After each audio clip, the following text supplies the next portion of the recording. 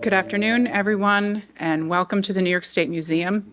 My name is Jennifer Lemack, and I'm the Chief Curator of History here at the museum. To start things off, I would like to introduce Mark Schaming, our Deputy Commissioner of Cultural Education and the Director of the museum. Mark?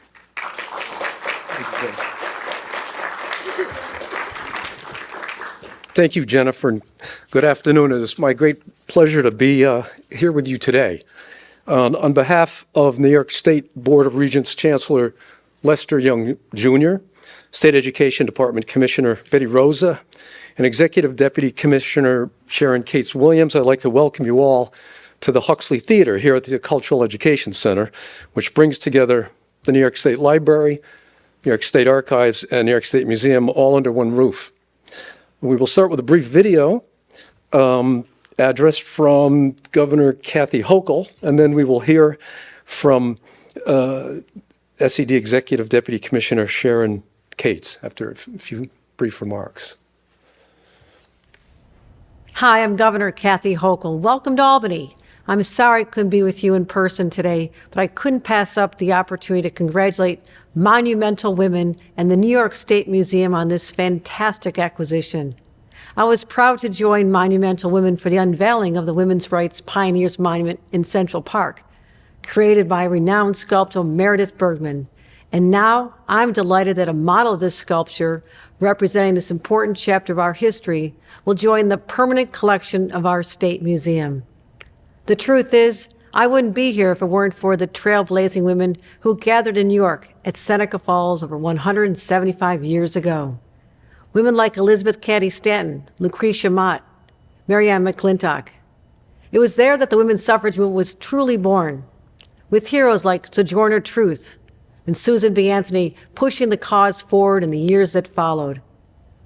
And when more than 80 years later the goal of suffrage was still not reached, women like Alice Paul, Lucy Stone, and Ida B. Wells picked up the baton.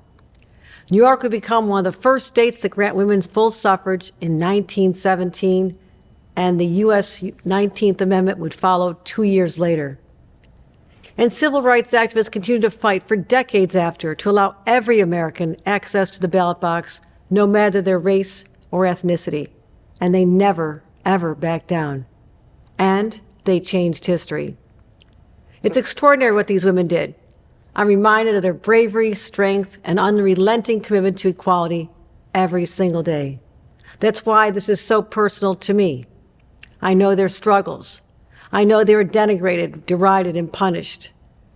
I know what they went through just for people like me to have the right to vote.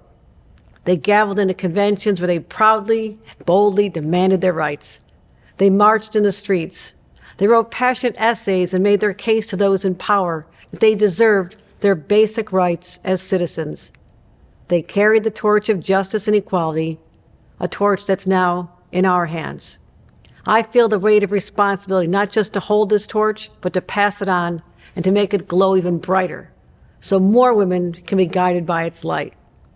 But while we celebrate the tremendous progress that's been made since those first spirited meetings in the Wesleyan Methodist Chapel, we still see systemic inequities that we must confront head on. From the right to vote, to the right to access to abortion, the right to marry who you love, the right to equal pay, no matter who you are, we will be at your side to protect your rights. We will write the next great chapter of women's rights right here in New York together. Thank you.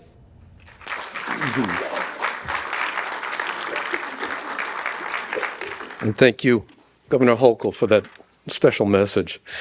I would also like to acknowledge representatives from the governor's office who are here with us today, members of the New York State Legislature. Today's presenters, State Education Department Executive Deputy Commissioner Sharon Williams, Director of Women's Affairs for the Governor's Office, Emily Kadar, creator of the Women's Rights Pioneers Monuments, Meredith Bergmann, the President of Monumental Women, Pam Elam, State Museum Chief Curator of History, Jennifer Lemack, and State Museum Social History Curator Ashley Hopkins Benton, and the Monumental Women board members. As part of the celebration of Women's History Month throughout the Office of Cultural Education, the State Museum, the State Archives, the State Library, we will host many programs over the next several weeks. So this is sort of our kickoff program for this month. So as such, today's program is important for a host of reasons, not only to hear the voices and narratives from each of our wonderful speakers, but also to celebrate the donation of such an important work of art into the museum's permanent collection. We're truly thrilled to receive this donation and excited to formally view the Women's Rights Pioneers Monument 1/3 size model, which is such a fitting tribute to the three very influential and remarkable women in American history: Sojourner Truth, Susan B. Anthony, and Elizabeth Cady Stanton. Each of these extraordinary women were pioneers in the fight for women's rights and gender equality. And finally, at the New York State Museum, it is our mission to preserve stories, records, objects, and artifacts from our past and to share them for all, to learn about our collective history. It is through monuments like this one we are viewing today that we are reminded of the progress we have made as a society. Having this artwork as part of the museum collection will also create an upstate and downstate connection, because the original monument is in Central Park in New York City. Having this 1/3 size model represented right here in beautiful Albany ensures that all New Yorkers will be able to see it and learn about these historically significant women, even if they are unable to travel down to New York City to see the original. With that said, the monument will be on display here in the New York State Museum beginning tomorrow at 9:30 a.m. And so thank you for being here. And without further delay, it's my great honor to introduce our Executive Deputy Commissioner, Sharon Cates Williams, so she can say a few words to begin today's program. Thank you, Sharon.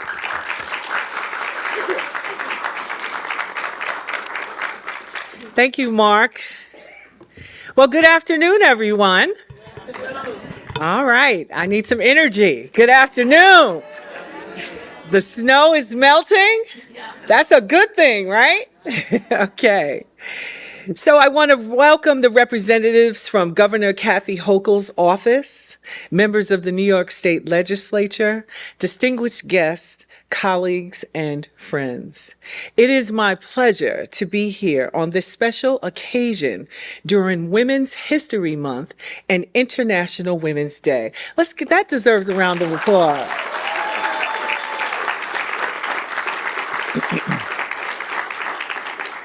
I would like to thank the Monumental Women and their board of directors for their role and dedication in making this happen.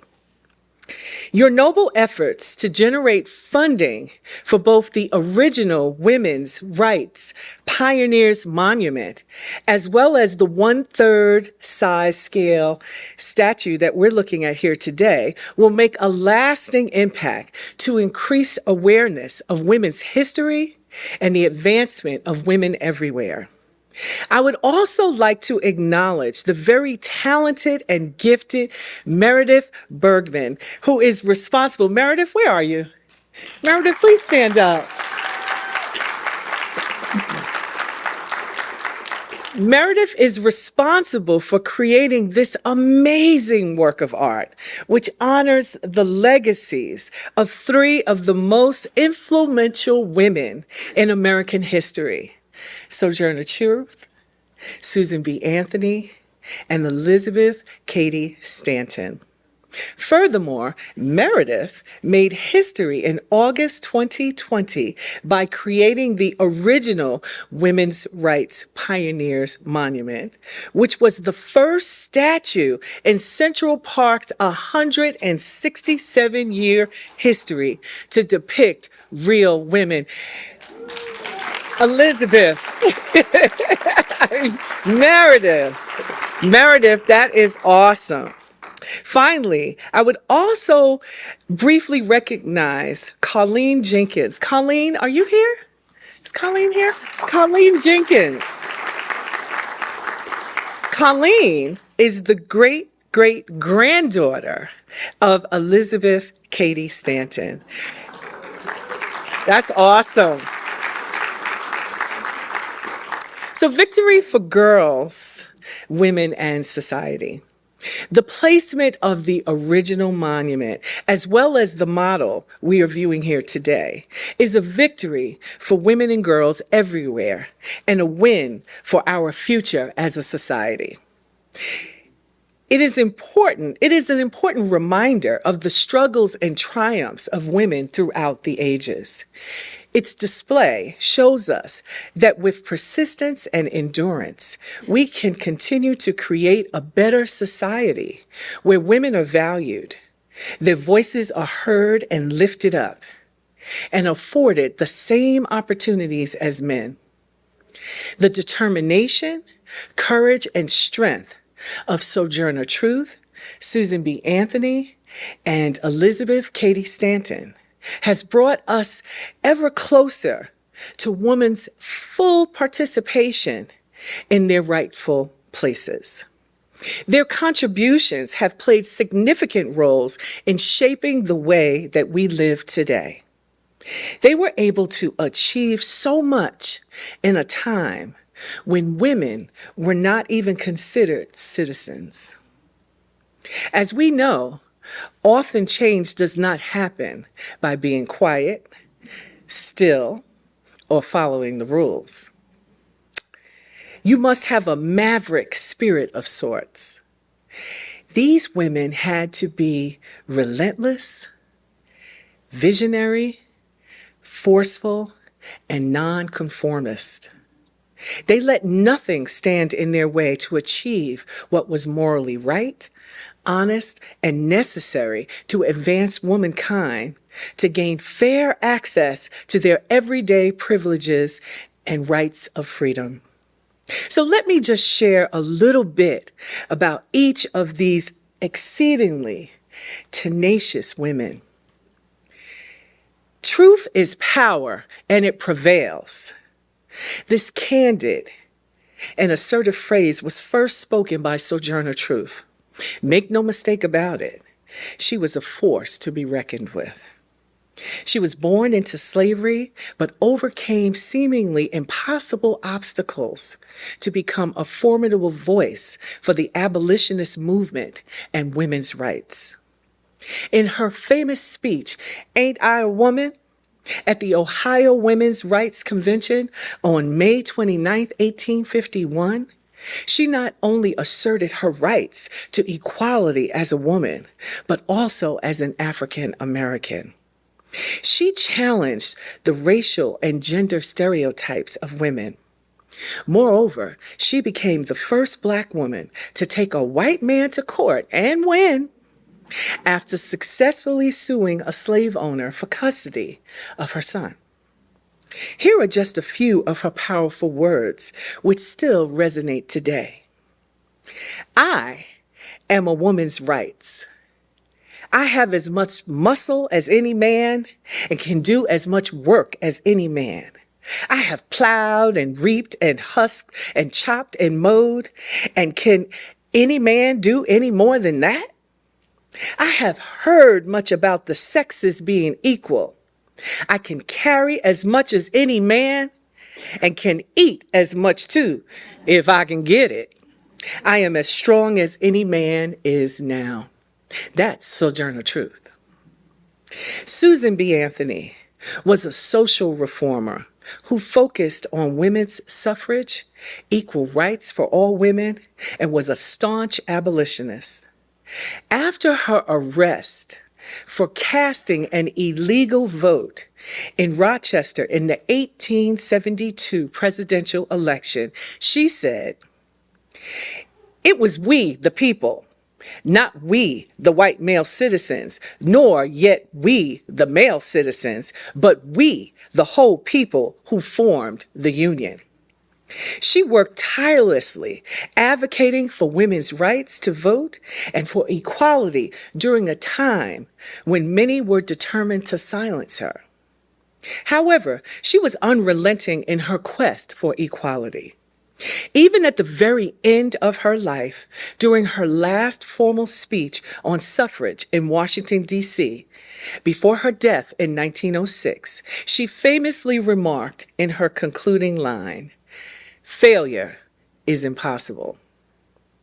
Her passion and fervor for her work was instrumental in securing the 19th Amendment of the Constitution, giving women the right to vote. The amendment, known as the Susan B. Anthony Amendment, honored her work on behalf of women's rights. Finally, Elizabeth Cady Stanton was one of the first leaders of the women's rights movement and was known for her powerful and persuasive writing. At the Waterloo Quaker Meeting House in 1844, she said, "Women alone can understand the height and the depth, the length and the breadth of her own degradation and woe. Man cannot speak for us."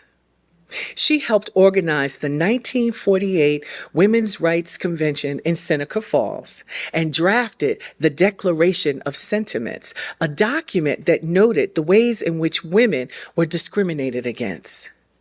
She believed that women were entitled to the same rights and privileges as men, and she inspired many women to stand up for their rights.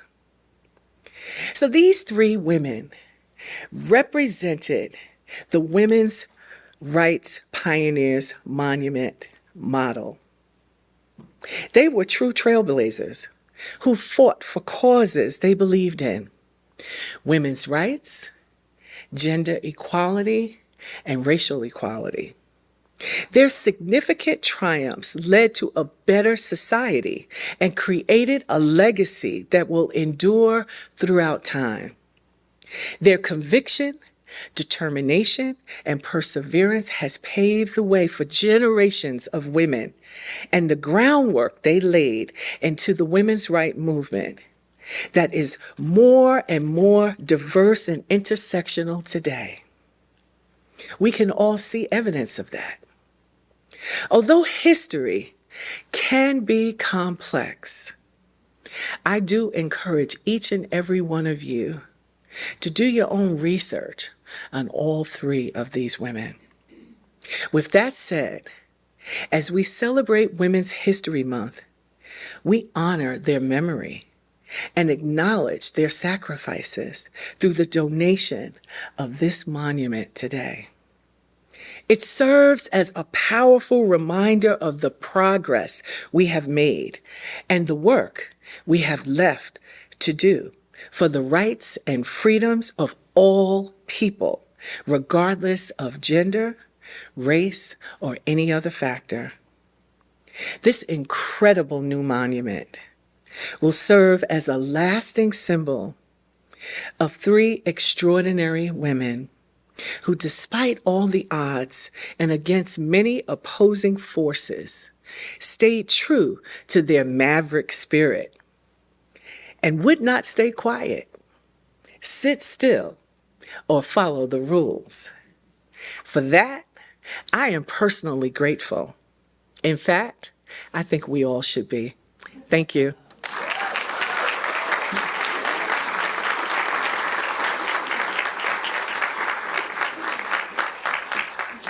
Thank you, Executive Deputy Commissioner Kate Williams, and we are going to keep that energy going. And I would like to welcome Emily Kadar, the Director of Women's Affairs for the Office of Governor Kathy Hochul.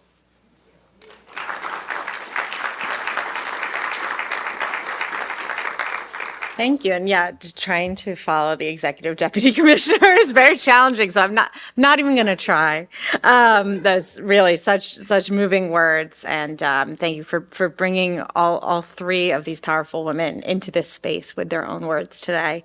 On behalf of the governor, who you just heard from, as you know, she is very passionate about women's rights and also the very proud of the fact that here in New York, we really are the birthplace of this movement, and it's a legacy that we all carry. And so I just wanted to very briefly, again, reiterate her greetings and congratulations to the entire leadership team at the New York State Museum. Thank you so much to Monumental Women, Pam, and the entire board, and all of the members. Congratulations, and thank you also to Meredith, who also the governor got to spend some time with on Monday for another project that we're doing. So she's totally in the mix. We're just going to keep pulling her in for all sorts of things. But just very briefly, I wanted to say, so this, as you all know, it's Women's History Month. It's International Women's Day today. The theme every year for Women's History Month, there's a theme. And the theme this year, the national theme, is celebrating women who tell our stories. And I think it's very appropriate that that is our theme this month and while we are here, because among those women are the leaders of Monumental Women, and the artist who's here with us today. Because one of the many ways that we tell stories in public life is by who we choose to honor with our public works and with our public art. And when you walk around any city in New York, you see a lot of men on horseback, and you see a lot of monuments to folks who I'm sure were very accomplished, but you do not tend to see a lot of people that look like most of the folks in the room here today. And it really is so significant that you all have fought for so long to change that narrative and to bring women into the forefront of the stories that we tell in our public spaces. And I'm so proud and excited that the New York State Museum has this beautiful donated work of art, and so that story can continue to be told here. I also have with me a proclamation from the governor for Women's History Month. I'm not going it's very long. I promise I'm not going to read the whole thing, but I will just say very briefly. Whereas since 1987, the month of March has been nationally designated as Women's History Month, and New York State joins in celebrating and recognizing extraordinary women of all backgrounds who have made immeasurable contributions to our state and nation through their achievements, success, and leadership in all areas of endeavor. And whereas this occasion provides an opportunity to learn more about the meaningful work and accomplishments of women who have provided a voice for generations, we celebrate women across all walks of life in all professions and organizations and groups, making a difference in every single field and earning a seat at the table after being excluded for far too long. Now, therefore, I, Kathy Hochul, Governor of the State of New York, do hereby proclaim March 2023 Women's History Month. Thank you. And I'm going to give this to Pam to hold on. Thank you, and congratulations to everyone. Great. Thank you, Emily. So before I begin, I would like to recognize the Monumental board members that are here today. And they made the trip upstate by cars, by trains. Pam Elam, Brenda Bergmann, Ariel Deutsch, Colleen Jenkins, Eileen McDonald, Heather Nestle, and Regina Wilson. Thank you all for being here today. So one of the things that I admire about the suffragists is the fact that they use power of history to accomplish their goals. Elizabeth Cady Stanton used the Declaration of Independence to demand rights for women in her Declaration of Sentiments and Resolutions in Seneca Falls in 1848. We hold these truths to be self-evident, that men and women are created equal. Alice Paul, leader of the National Women's Party, realized that suffrage alone would not guarantee equality between the sexes.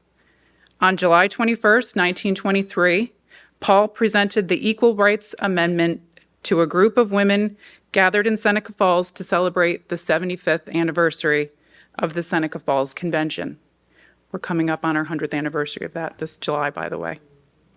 The Monumental Women unveiled the Women's Rights Pioneers Monument in Central Park on August 26, 2020, the centennial anniversary of the ratification of the 19th Amendment. So it is fitting that today, March 8th, International Women's Day, is the day that Monumental Women is formally donating the Women's Rights Pioneer Monument model to the New York State Museum. Today is the day we globally honor women's achievements, raise awareness about discrimination, and take action to drive gender parity. The hard work and success that Monumental Women achieved in placing the first statue of real women in Central Park and the fundraising campaign to commission the one-third size model for inclusion in the State Museum's collections exemplifies International Women's Day's objectives perfectly.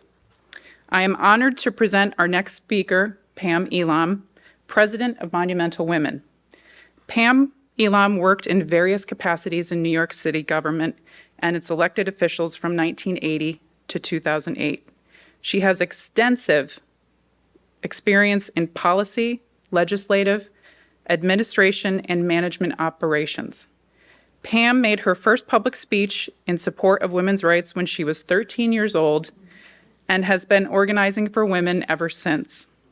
She has organized and managed countless programs, conferences, hearings, and projects over the years, including the first ever presidential candidate debate on women's issues in New York City in 1988, and over 100 public hearings on women's issues for the New York City Council between 1980 and 1989. Additionally, Pam is a curator's dream. She is a trained historian, and her donations to the State Museum related to women's history over the past few years are deeply documented and so well organized that when we get them, our curators really have nothing left to do except put a number on it and put it into storage. So thank you for that. So without further ado, I would like to introduce Pam Elam, President of Monumental Women.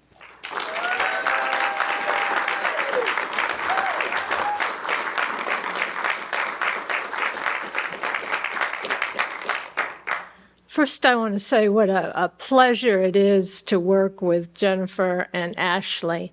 It's wonderful not only to find kindred spirits in life, but in a museum as well.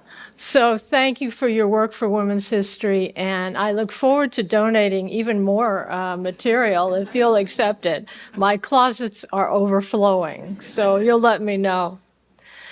It's not often that you have the chance to be part of something truly historic.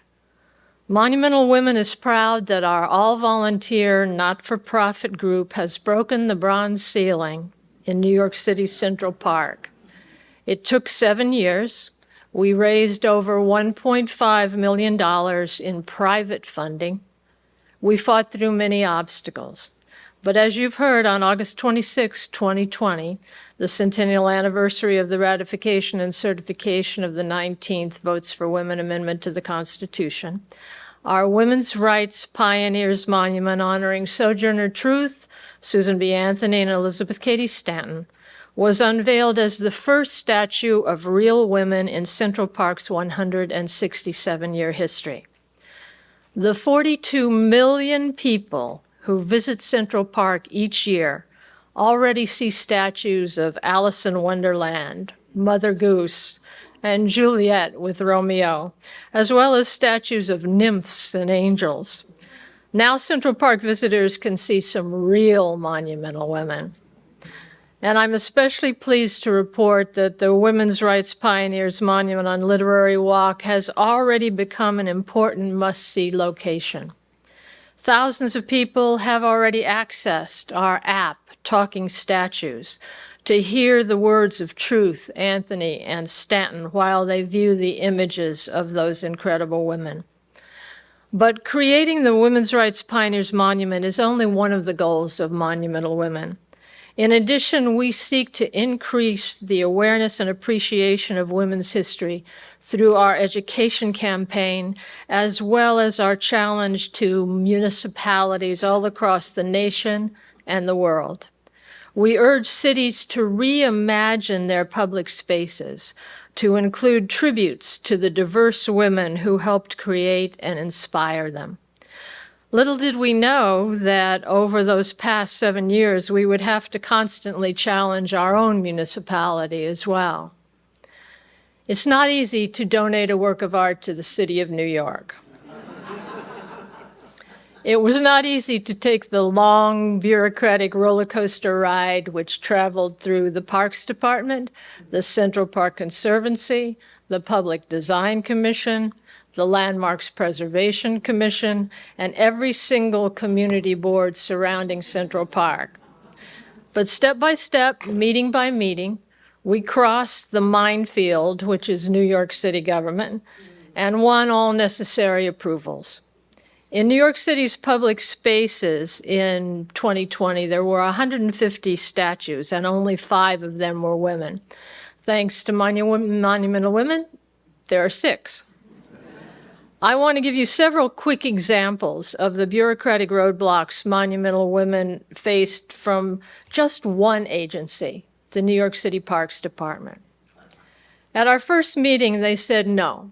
There will never be another new statue in Central Park. It's a historical collection and nothing else can be added. We persisted. Next, they said, why don't you pick another park? Or are you sure you want a statue? How about a nice garden? We persisted. Then, thanks to the new Parks Commissioner, Mitchell Silver, they said, okay, you can be an exception to our unwritten moratorium as long as your statue is outside the wall of Central Park, on the sidewalk, or as they put it, within the park's footprint. We persisted. We fought and won a beautiful site on Literary Walk in the Central Park Mall. And finally, they said something that advocates of past Central Park statues had never heard. They told us we should find evidence of Truth, Anthony, and Stanton actually being in Central Park. Let me pause a moment. I found that evidence. And in case anyone ever asks you, Susan B. Anthony loved to take long walks through Central Park. Elizabeth Cady Stanton in her younger years played with her children there, and in her later years took carriage rides through Central Park. And when Sojourner Truth lived in New York City, Central Park had never been built. So I hope the Parks Department appreciated that history lesson, and we move forward. Because learning from a history which fully and fairly includes the vast and various contributions of women and people of color offers a departure point in our search for social change. We rethink the past in order to reshape the future. As we all know through the gift of women's history, we discover an historical treasure chest overflowing with the stories of women who serve to inspire and energize us. We learn of their strategies and tactics in the battle for equality. We learn of their courage and their imperfections. We look at the totality of their lives. We build on their work. We honor their memories. We vow to complete their journeys. We begin to move history forward. Because we know that a knowledge of women's history helps us understand the context of the struggle for equality, as well as the continuum of the fight for justice. That knowledge makes us better advocates and activists. That's the power of women's history. We must use that power to continue to fight for full equality for women in our lifetimes. We owe it to those who came before us and ourselves to move history forward. One statue in one park can light a fuse that sparks the imagination and ambition of a child who sees herself in that statue. That one statue can start a chain reaction leading to an explosion of knowledge and possibilities. Monumental Women was proud to light that fuse on August 26th in Central Park. In whatever ways we can honor the valiant women who came before us and bring their stories to light, let's do it. It doesn't have to be a statue or a historic house, although that would be great. How about a street sign? It could even be a garden. I like gardens. Let's have some more dedicated to women. And how about a plaque on a site where she made history, or any number of other possible tributes to her courage and her spirit?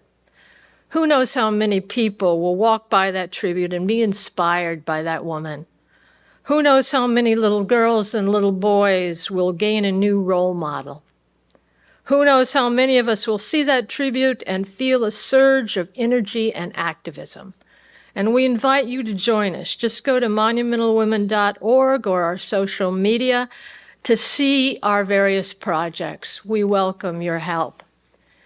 It's only fitting that our first monument of truth, Anthony and Stanton, depicts 3 New York women who dedicated their lives to fighting for equal rights.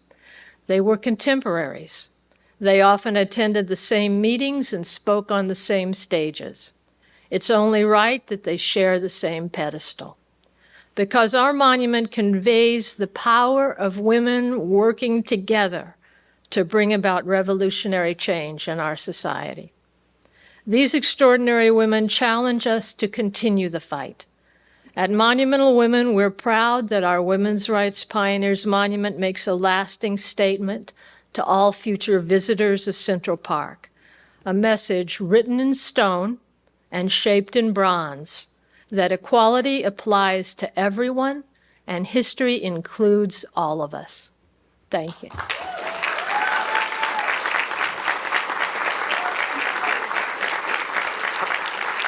Thank you very much, Pam.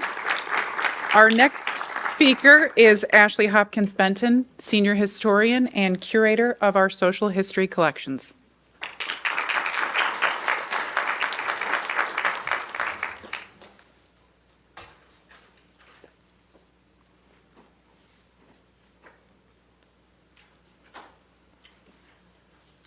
There it is.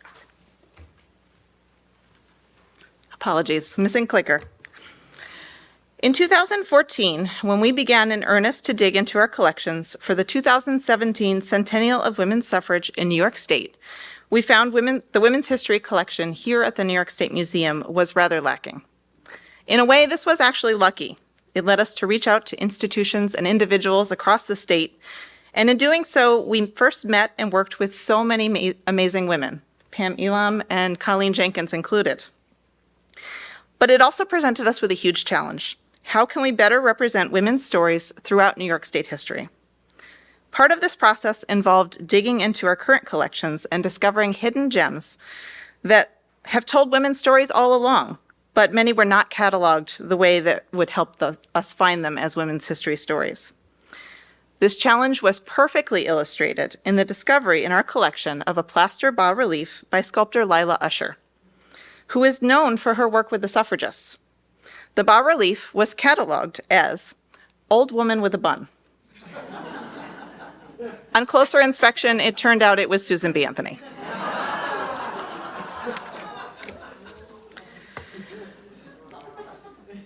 The second part of growing our women's history collection comes in the form of making connections with women in our community and looking for both everyday stories and artifacts that communicate the history of changemakers like Truth, Stanton, and Anthony. Through these connections, we have worked to grow the collection through both donations and purchases, and I'd like to share with you some of the highlights of our recent acquisitions. A sewing machine, once used by Chinese immigrant women in a sweatshop, was donated by the family of Su Ping Chu, an immigrant woman from Hong Kong. Chu used the sewing machine as a hobby and as a way to connect with her new city as well as her children. And she would later go on to be a social worker in New York City as well. A poster made by then teenager Alethea Mouzakis for the 2016 Women's March documents a way in which a young woman worked for change even though she could not yet vote, not unlike the story of the suffragists. A collection of photographs by Diana Mara Henry documents the 1977 New York State Women's Meeting and the political work of New York women like Bella Abzug and Liz Holzman. And I invite you after the program and reception today to go right across the hall and to check out the photography exhibit there where some of Henry's photographs are included. And finally, a dress worn by then Lieutenant Governor Kathy Hochul to celebrate the achievements of pioneering women that came before her. And now she is, of course, the first woman elected governor in New York State. In June of 2021, the New York State Museum was pleased to accept a gift from Monumental Women of some of the molds used to cast the women's rights pioneer monument in Central Park for our collection. And you can see 2 examples here today. We were excited to have these tangible artifacts to tell the story of the tremendous and groundbreaking work that went into placing the first statue of real women in Central Park, an important piece of New York women's history in its own right. I especially love the details that are visible in the molds, the visual ties that sculptor Meredith Bergmann made to the history of the suffrage movement.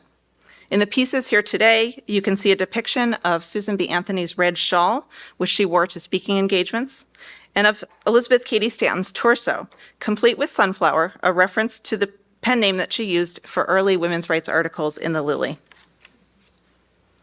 We are grateful to have the molds and now the 1/3 scale model of the Women's Rights Pioneer Monument to share these stories of 2 generations of women pioneers, that of Truth, Stanton, and Anthony, and their relentless work for women's rights, and that of Monumental Women and their tireless work to share and commemorate women's history. With our student visitors in particular, we will be able to use the monument to share the concepts of social justice, civic engagement, government process, fundraising, and art as a medium for history telling. We hope that students in turn will be encouraged to address inequalities that they see in their own lives after learning about these examples of historic and contemporary women taking action to eliminate discrimination and work toward a more equal society. Now I am pleased to introduce Meredith Bergmann, sculptor of the Women's Rights Pioneer Monument. For over 40 years, Meredith Bergmann has been making sculpture that deals with complex themes in an accessible, beautiful, and provocative way. Working within the tradition of narrative sculpture, she draws on her love of the history of art, literature, and mythology to make the past speak to the present. Examples of Bergmann's other works include the Boston Women's Memorial, which features Abigail Adams, Phyllis Wheatley, and Lucy Stone, and is located in Boston, Massachusetts. The FDR Hope Memorial on Roosevelt Island in New York City, a sculpture of Marian Anderson on the campus of Converse College in Spartanburg, South Carolina, and Ruth Bader Ginsburg in the collections of the Ginsburg family and Columbia University. Welcome, Meredith.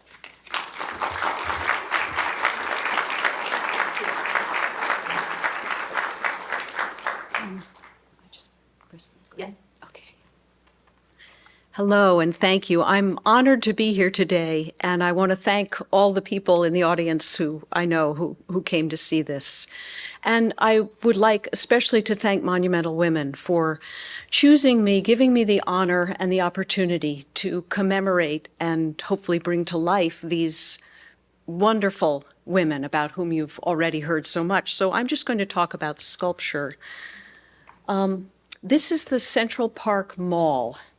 Evidently, 42 million people come every year to the park, and most of them walk along this, which is the only straight pathway in the park. It was designed to be lined with statues, and the 2 that you see at the very edges are donations from Scotland, Robbie Burns and Sir Walter Scott. So this became Literary Walk. There's a statue of Shakespeare at the beginning of it.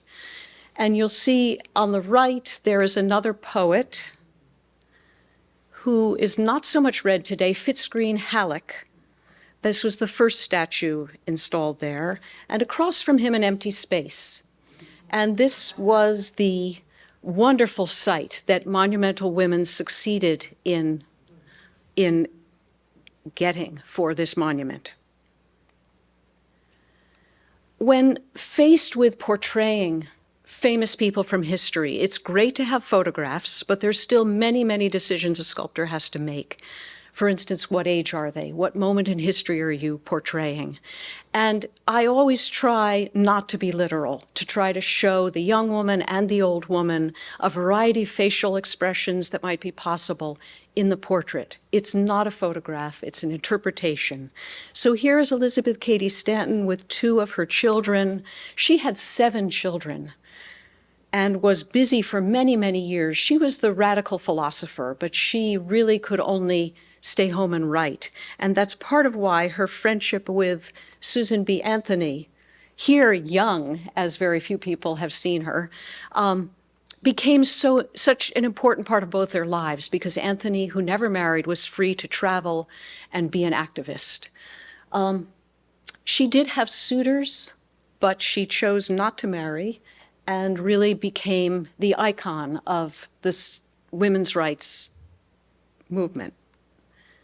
And Sojourner Truth, and there's actually a copy of this large downstairs in the concourse. Sojourner Truth was enslaved. She walked away from slavery before she would have been freed by New York state law. And she supported herself. It says, I sell the shadow to support the substance. She supported herself in her speaking career by selling these cards, which people would collect and put in albums. And they were referred to as shadows, photographs. But in doing so, and in copywriting her own image, one of the first people to do so, she took ownership of herself in yet another, even more profound way. So she was really self-made and self-owned in a way that perhaps only someone who had been enslaved would understand. Notice that she has her knitting, which became an important part of her interpretation. So here is this model in clay in my studio. A monument is made many times. It's made little, like 1 inch equals 1 foot, to go through approvals process because at that size it's easy to alter, it's easy to discuss and carry to meetings.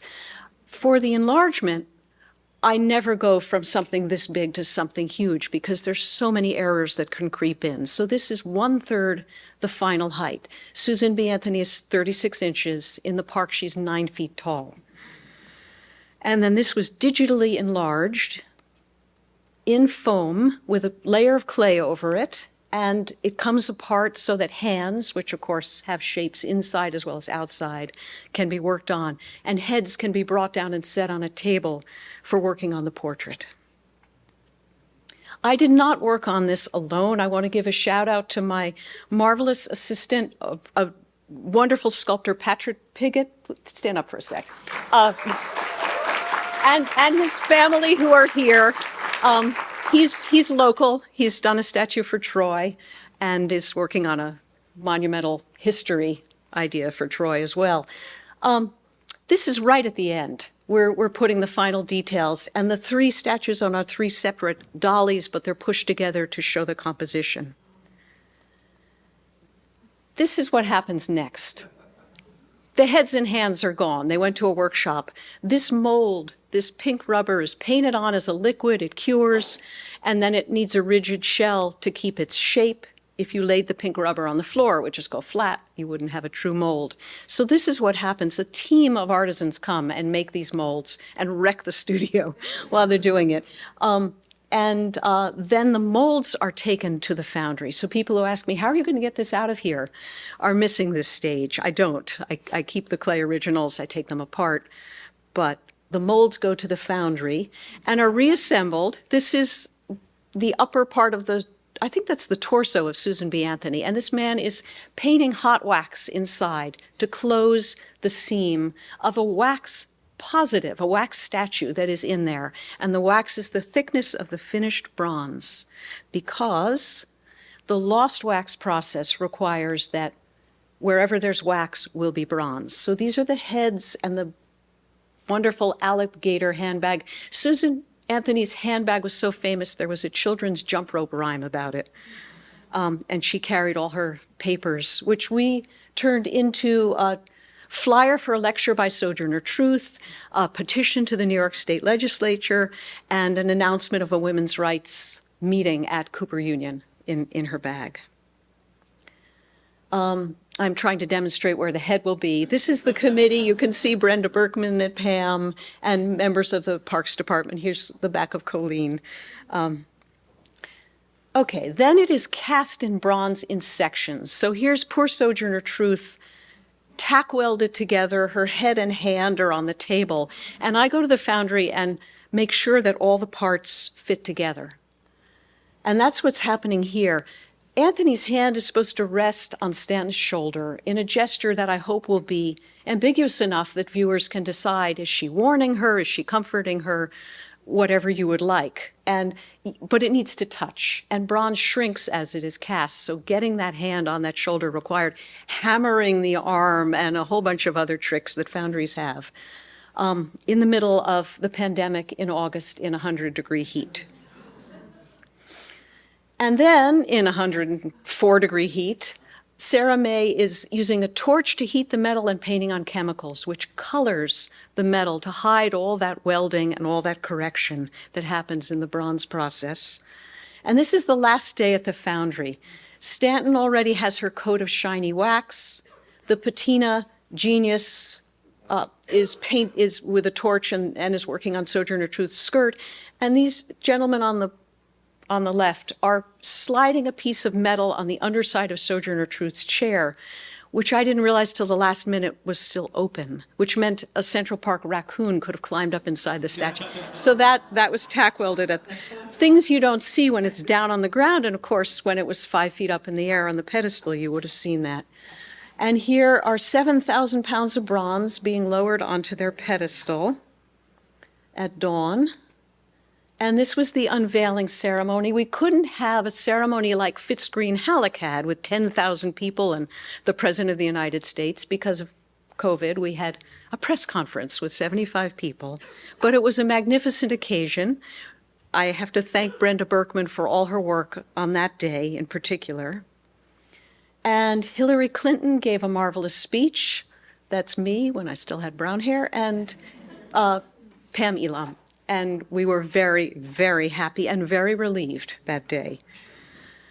And here it is, people left sunflowers, appropriately enough, and the grass had grown back, and there it is.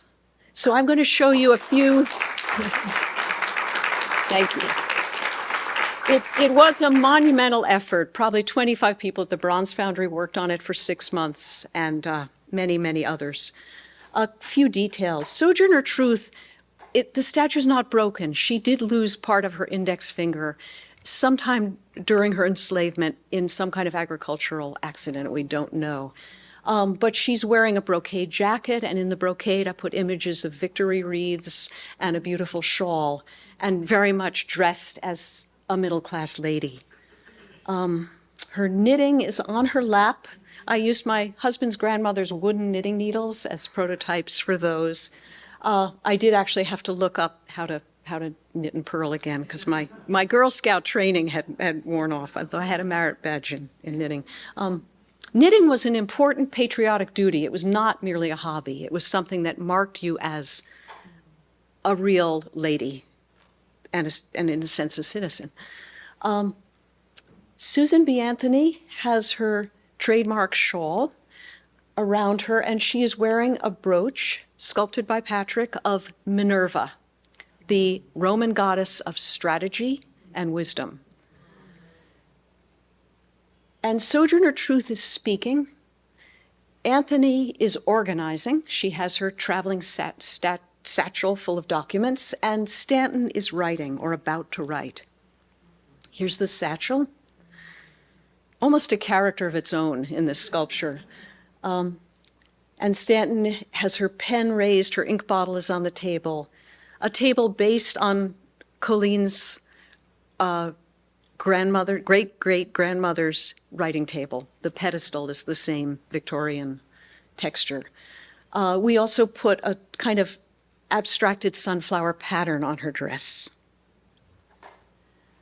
Declaration of Sentiments, and 3 volumes, Margaret Fuller, Sarah Grimke, and Mary Wollstonecraft, 4 mothers of the women's rights movement, under her chair. But Stanton's father was a judge, and when Stanton was a child, she once burst into her father's office, and he was trying to deal with a widow who had lost all her property to her husband's brother, as the law allowed. And Stanton was infuriated and said to her father, "Can't something be done?" And he said, "No, I'm sorry, this is what the law says." And she said, "I'll take my scissors and cut these laws out of the books." And she would go on, of course, to change laws in the New York State legislature. So she gets three books. I just love the way the root flare on these historic elm trees is kind of echoed in the skirt and the books. But this gives you a sense of the size of it. It really is huge when you see it. It went to work immediately when Ruth Bader Ginsburg passed this became a spontaneous memorial for her. And then during the presidential election, it became another spontaneous memorial. This one didn't last as long. This one's taken down pretty fast, but it says, "Grab your future by the ballots." So back to the model. It's a delight and an honor for me, again, to see this here, part of this collection. And I hope that it will inspire people also to visit New York City and see that monument. And I want to again thank Monumental Women and the board members who are here in particular for all their work, not only to create and install this monument in such a prominent location, but for all their other work to bring women's history and women's future to national attention. Thank you.